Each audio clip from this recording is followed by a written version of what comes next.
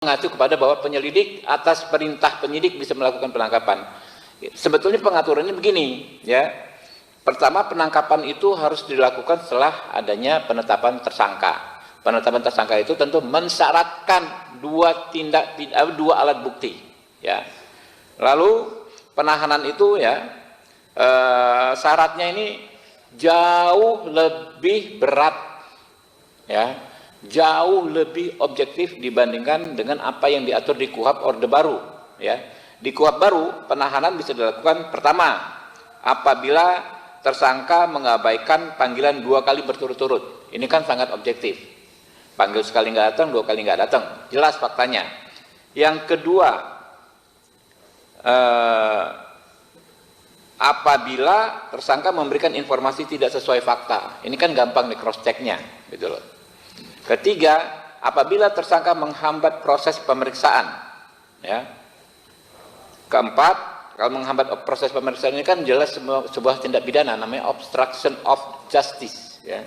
Keempat, apabila tersangka berupaya melarikan diri, melakukan ulang tindak pidana, ya, menghilangkan alat bukti dan terancam keselamatannya, atau yang terakhir, tersangka mempengaruhi saksi untuk berbohong. Ini juga kan termasuk dalam obstruction of justice yang memang merupakan tindak pidana. Jadi, ya, kalau di KUHP Orde Baru, orang itu bisa ditahan hanya dengan 3 kekhawatiran. 1, khawatir melarikan diri, khawatir menghilangkan alat bukti, khawatir mengulangi tindak pidana, yang pemenuhannya unsurnya subjektivitasnya hanya ada pada penyidik. Nah, kalau yang di KUHP Baru ini sangat objektif, sangat bisa dinilai, gitu loh.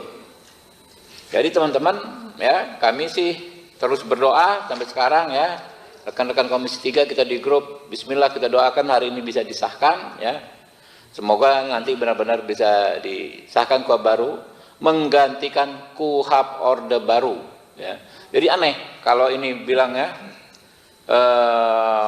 ada poster lain berarti kamu bisa jadi korban KUHP Baru. Lah, mereka nggak ngomong. Sekarang ini banyak sekali orang menjadi korban KUHP Orde Baru. Lihat misalnya rombongannya kelompoknya Roy Suryo dan segala macam. Itu kan korban KUHP Orde Baru. Kenapa? Ya.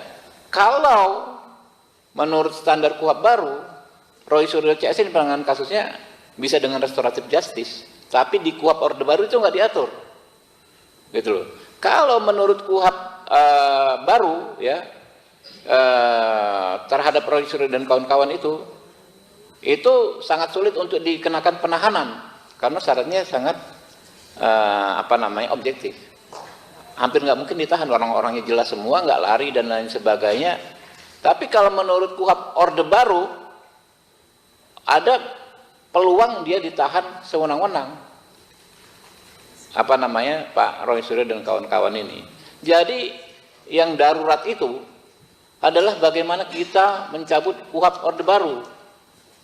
Yang emergensi panggilan darurat itu bagaimana segera menghentikan KUHP Orde Baru. Sudah terlalu banyak korban KUHP Orde Baru ini, ya. Mulai dulu kemarin Pak Egy Sujana dan lain sebagainya, itu kan korban KUHP Orde Baru. Ya, kita terus ikhtiar, ya teman-teman, agar memang nanti bisa segera disahkan. Download Tribun X sekarang, menghadirkan lokal menjadi Indonesia.